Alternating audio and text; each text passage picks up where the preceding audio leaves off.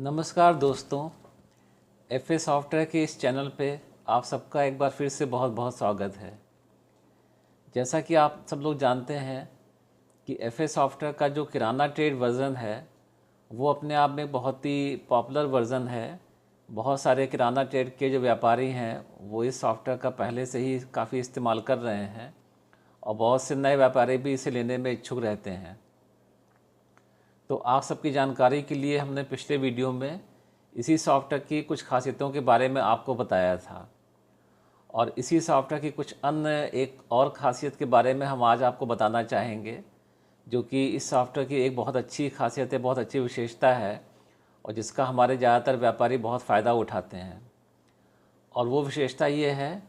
कि इस सॉफ्टवेयर की मदद से आप जो भी बिक्री करते हैं उसके साथ में वो बिक्री जिसके मार्फत हो रही है, यानी कि जो उस बिक्री में जो दलाल है या एजेंट है उसका नाम भी आप साथ में दे सकते हैं बिल बनाते समय। और यदि आप ऐसा कर लेंगे तो आगे ये आपको किसी भी एक दलाल के मार्फत आपने जितना भी व्यापार किया है, जितनी भी बिक्री करी है, उस बिक्री के बारे में पूरी रिपोर्ट भी अपने आप बना देगा। और न सिर्फ रिपोर्ट बनाएगा बल्कि आपने उस दलाल के मार्फत जो भी सेल हुई है उसको उसके एवज में आपको कितना कमीशन यानी कि कितनी दलाली उसे देनी है, इसके बारे में जो सारी गणना है वो भी अपने आप ही कर देता है। और इसके लिए खाली आपको बस एक बार जहाँ से आप अपना आइटम क्रिएट करते हैं वहाँ पे खाली एक बार आपको अपना एक फार्मूला डिफाइन करना पड़ता है कि किस फार्मूले से किस आधार पे ये सारी कैलकुलेशन होगा, सारी गणना होगी। और उसके बाद ये सॉफ्टवेयर अपने आप ही पूरी रिपोर्ट बना करके आपको दे देता है और सारी कैलकुलेशन करके अपने आप ही आपको दे देता है। तो आइए दोस्तों, इस फीचर, इस खासियत के बारे में जानने के लिए हम आगे बढ़ते हैं। और आपके सामने देखिए, ये हमने सॉफ्टवेयर पहले से ही खोल रखा है और अब हम इसमें एक बिल बनाने के लिए इसका जो बिलिंग स्क्रीन है वो हम यहाँ से मेनू से ये F3 की दबा करके खोल सकते हैं। और ये हमने एक बिलिंग स्क्रीन यहाँ पे सामने खोल लिया और इसमें हमने यहाँ पे कोई भी एक कस्टमर का नाम, जो बहुत सारे कस्टमर के नाम, व्यापारियों के नाम से पहले से फीड किए रखे हैं, उसमें से किसी का भी एक नाम सेलेक्ट कर लेते हैं। और यहाँ पे फिर जहाँ पर ये हमसे आइटम पूछता है यहाँ पे हम कर्सर ले आए हैं और यहाँ पे मान लीजिए हमने कोई भी एक, जो पहला आइटम मान लीजिए 1 नंबर आइटम है, उसका नाम हमने दे दिया। फिर यहाँ पे हमने उसके आइटम के कितने बोरे बेचे हैं वो हमने 10 बोरे उदाहरण के तौर पर दे दिया।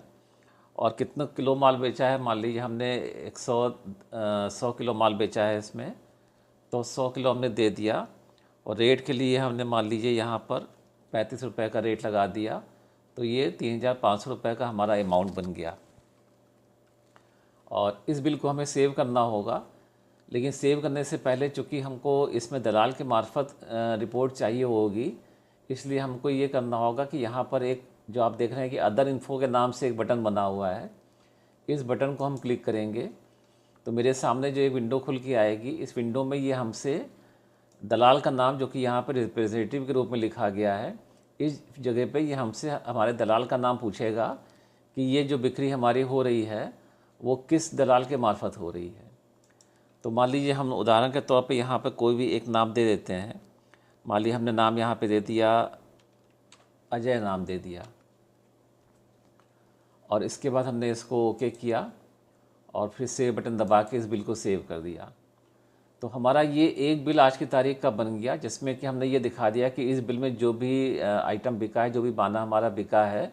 वो सेल हमने अजय दलाल के मार्फत करी हुई है। फिर इसी प्रकार मान लीजिए हम एक और बिल इसमें भरना चाहेंगे, जिसमें कि हम एक और कोई दूसरी पार्टी का नाम दे देते हैं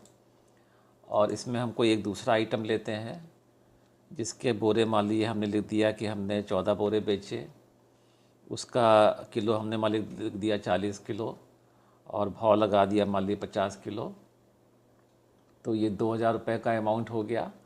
इसके बाद हम इसी बिल में आए, हमने यहाँ पे एक तीसरा आइटम भी दे दिया जिसमें बोरे मान लीजिए हमने दे दिया 20 किलो और वज़न मान लीजिए दे दिया हमने 65 किलो और रेट मान लीजिए हमने लगा दिया 150 रुपये किलो, तो ये 9,750 हो गया। तो इस प्रकार ये एक और हमारे लिए नया बिल बन गया।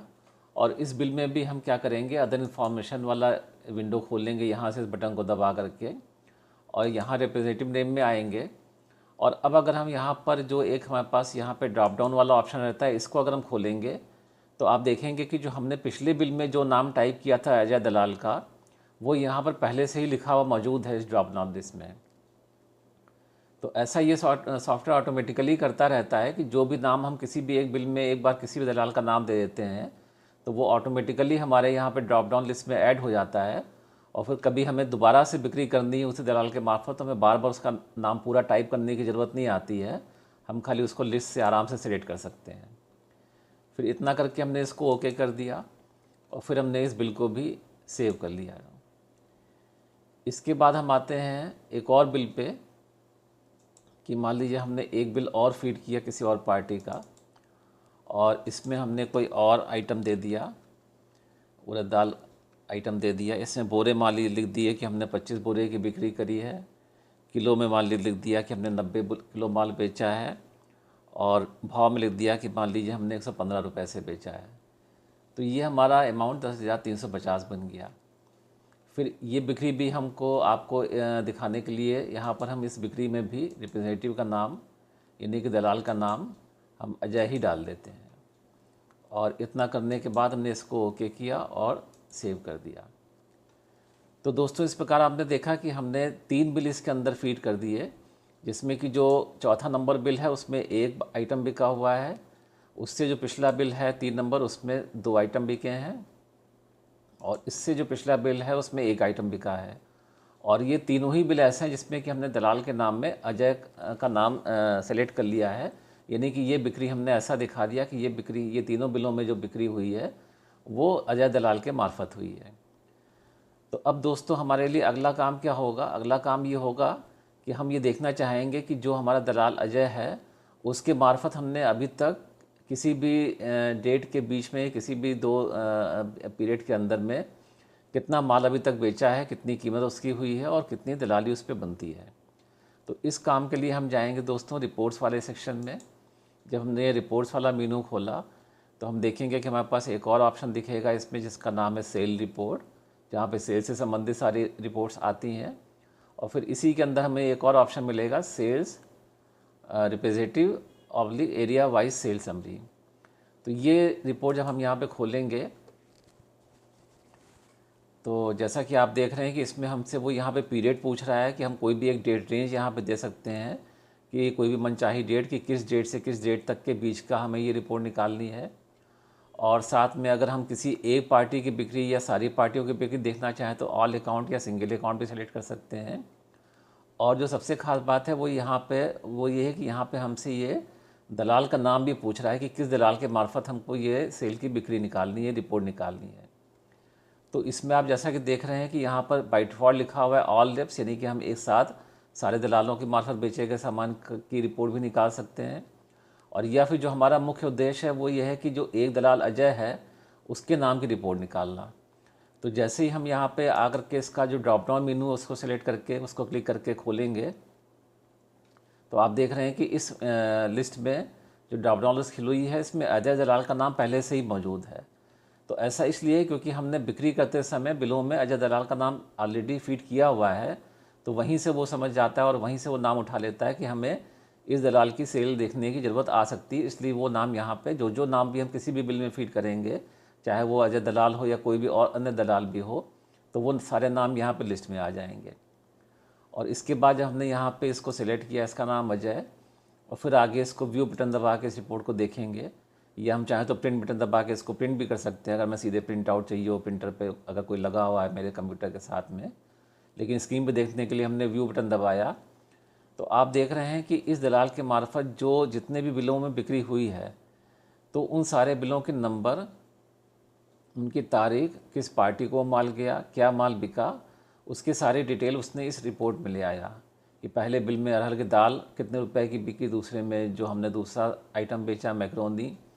फिर उसके अगले बिल में शुगर बेची गई 2,000 रुपये की, और उसके अगले बिल में उड़द की दाल और एक आइटम और यहाँ पे 2 आइटम इसके अंदर बेचे गए। तो इस तरीके से इसने यहाँ पर निकाल लिया कि हमारी कितनी बिक्री हो रही है। लेकिन अभी और ये जो बिक्री के सबके अमाउंट हैं इसका इसने टोटल वाले कॉलम में टोटल भी दिखा दिया कि इस दलाल के मार्फत हमने जो भी पीरियड ऊपर हमने दिया है, ऊपर हमारी डेट की रेंज भी लिख के आ जाएगी और रिप्रेजेंटेटिव का नाम भी अजय लिख के आ गया। तो इस अजय ने इस दोनों डेट्स के बीच में अभी तक हमको 25,000 और 600 रुपये की बिक्री कराई है। यानी कि ये वो अमाउंट बना जितने की बिक्री हमारी अजय दलाल के मार्फत अभी तक ये 4 बिल मिला करके करी गई है। और इसके अलावा इसने इसका क्वांटिटी भी का जो भी जोड़ दिखा दिया कि टोटल 295 किलो माल इसने बिकवाया है, और बोरों का भी जोड़ दिखा दिया कि टोटल 69 बोरे 69 बोरे इसने अभी तक बिकवाए हैं। तो दोस्तों इस प्रकार हमारे पास ये अजय के दलाल के मार्फत होने वाली सारी बिक्री की रिपोर्ट आ गई। लेकिन जो हमारा यहाँ पे जो मुख्य विषय था वो ये था कि हमें बिक्री के साथ साथ उसको दिए जाने वाले कमीशन यानी कि दलाली की भी रिपोर्ट साथ में चाहिए। और जैसा कि आप लोग देख रहे हैं दोस्तों कि अभी हमारे पास जो ये कमीशन वाला जो आखिरी कॉलम है इस रिपोर्ट के अंदर, इस कमीशन वाले कॉलम में अभी कुछ भी लिख के नहीं आया है, अभी ये कॉलम खाली पड़ा हुआ है। तो ऐसा दोस्तों इस वजह से है क्योंकि हमने इन चारों बिलों में जो जो बाने की बिक्री हुई है इसमें अरहर दाल और बाकी सब की, तो उसकी एंट्री जहाँ से शुरू में करते हैं, मास्टर एंट्री जहाँ से करते हैं,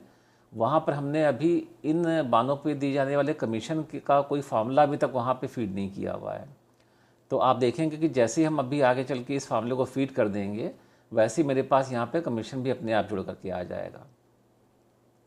तो दोस्तों वापस चलते हैं, इस रिपोर्ट को बंद कर देते हैं और वापस चलते हैं यहाँ से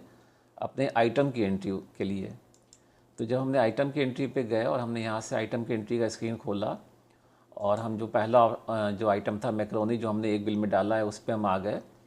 तो यहाँ पे दोस्तों आप देखिए कि एक इसमें अलग से पूरा एक ब्लॉक बना हुआ है, कमीशन के नाम से ये हेडिंग लिखी हुई है, और इसमें दो फील्ड्स हैं इसके अंदर। एक फील्ड है हमारी कमीशन टाइप की और रेट की, और एक है कमीशन टाइप की।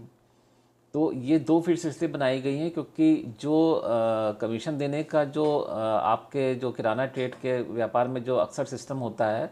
वो जितनी हमारी जानकारी उसके अनुसार ज़्यादातर जगहों पे तो परसेंटेज के हिसाब से एक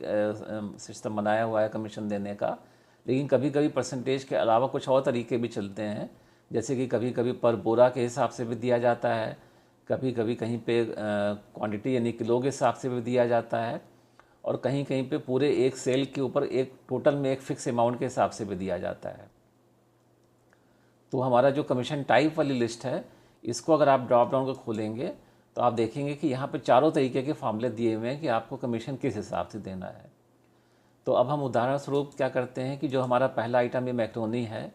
इसमें हम मान लीजिए कि हमको जो कमीशन देना है वो 0.50 यानी कि 50 पैसे के हिसाब से, यानी कि 0.50% के हिसाब से देना है। तो हमने यहाँ पे कमीशन रेट में 0.50 टाइप कर दिया, और कमीशन टाइप में पहले से ही परसेंटेज लिखा हुआ है इसलिए इसको बदलने की ज़रूरत नहीं है, और हमने सेव बटन दबा के ये फार्मूला सेव कर दिया। इसके बाद हम आए अगले आइटम में, नेक्स्ट आइटम पे हम आ गए नेक्स्ट बटन दबा के, जो कि शुगर का आइटम है। इसमें हमने उदाहरण स्वरूप हमको देना है मान लीजिए कि क्वांटिटी के हिसाब से इसमें हमको देना है, और मान लीजिए हमने उदाहरण स्वरूप दे दिया कि 2 रुपये दे दिया, यानी कि 2 रुपये पर किलो के हिसाब से हमको इसमें कमीशन देना है। तो इतना करके हमने इसको सेव कर दिया। इसके बाद हम आते हैं इसके अगले आइटम पे, अरहर दाल पे। इसमें मान लीजिए हमको बोरे के हिसाब से यानी पैक के हिसाब से कमीशन देना है। तो यहाँ पर मान लीजिए हमने उदाहरण स्वरूप सेट कर दिया कि हमको 5 रुपये पर बोरा के हिसाब से कमीशन देना है। तो हमने ये इसको थोड़ा सा बढ़ा भी देते हैं, 10 रुपये इसको कर देते हैं कम से कम। तो 10 रुपये पर बोरा के हिसाब से कमीशन देना है। तो ऐसा करके हमने इसको सेव कर बटन दबा दिया, और फिर उसके अगले आइटम में आ गए हम अरहर की दाल वाले आइटम में। तो इसमें हमने ऐसा किया कि हमको मान लीजिए कि इस पर एक फ़िक्स कमीशन देना है, यानी कि पूरी डील पे या पूरे सौदे पे एक फ़िक्स कमीशन देना है। तो हमने मान लीजिए दे दिया कि हम इस पर पूरा 200 रुपये फ़िक्स कमीशन देंगे। तो हमने 200 रुपये दे करके इसको फ़िक्स वाला ऑप्शन सेट कर दिया और इसको भी सेव कर दिया। तो इस प्रकार दोस्तों जो 4 आइटम हमने 4 अलग अलग बिलों में बेचे हैं, सब पे हमने यहाँ से कमीशन का फार्मूला सेट कर दिया कि किस आइटम पे हमको किस दर से और किस फार्मूले से कमीशन देना है। तो इतना करने के बाद जो हमारी ऊपर ये टैब खुली हुई है रिपोर्ट वाली, इसमें हम वापस आएंगे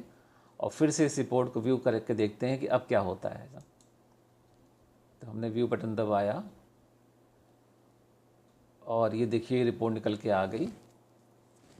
और यहाँ पर इसने कमीशन वाले कॉलम में यहाँ पर इसने सारी वैल्यूज़ यहाँ पर कैलकुलेट करके ले आया। कैसे ले आया कि जो अरहर की दाल थी उस पर हमने चूँकि 200 रुपये फ़िक्स कमीशन दे दिया था, तो उस पर उसने पूरा 200 रुपये ही ले आया, क्योंकि वो कमीशन फ़िक्स है, उसमें किसी फॉर्मूले से कोई कैलकुलेशन नहीं होना है।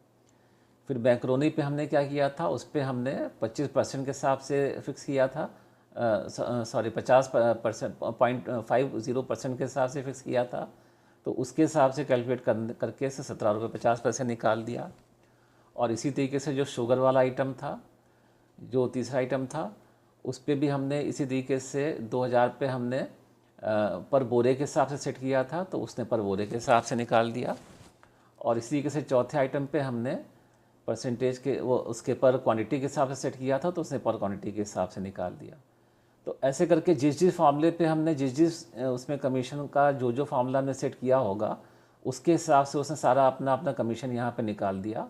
और जाहिर सी बात है कि इस पूरे कॉलम में जब यहाँ पे सारे अमाउंट आ गए तो उसका ग्रैंड टोटल भी लास्ट में आ जाएगा, जो कि इस केस में 497 रुपये 50 पैसे बन रहा है। तो इस प्रकार दोस्तों आपने देखा कि हमको एक ही बार सिर्फ आइटम क्रिएट करते समय वहाँ पर हमें अपने कमीशन का फार्मूला डालने की ज़रूरत आएगी, और उसके बाद हम चाहे किसी भी दलाल के मार्फत बिक्री करें